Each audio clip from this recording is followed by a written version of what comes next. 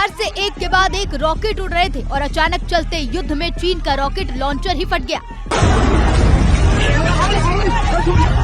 तस्वीरें थाईलैंड और कंबोडिया के बीच चल रहे भीषण युद्ध की हैं, जहां कंबोडिया की सेना थाईलैंड पर चीनी रॉकेट लॉन्चर का इस्तेमाल कर रही थी, लेकिन इसका शिकार खुद कंबोडिया के सैनिक ही बन गए, क्योंकि रॉकेट सिस्टम ही ध्वस्त हो गया। और इस ब्लास्ट में कंबोडिया के 8 सैनिकों की जान चली गई। ऑपरेशन सिंदूर के दौरान पाकिस्तान ने भी चीनी हथियारों का इस्तेमाल किया था, जिसकी विश्वसनीयता पर सवाल उठे।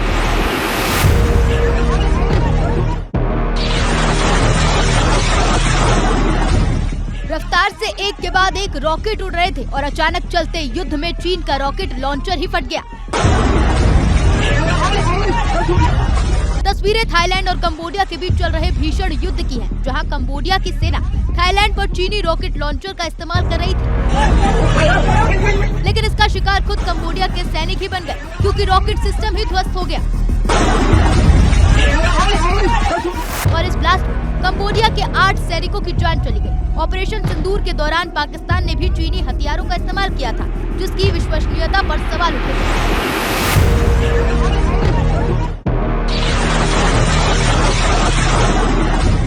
रफ्तार से एक के बाद एक रॉकेट उड़ रहे थे और अचानक चलते युद्ध में चीन का रॉकेट लॉन्चर ही फट गया।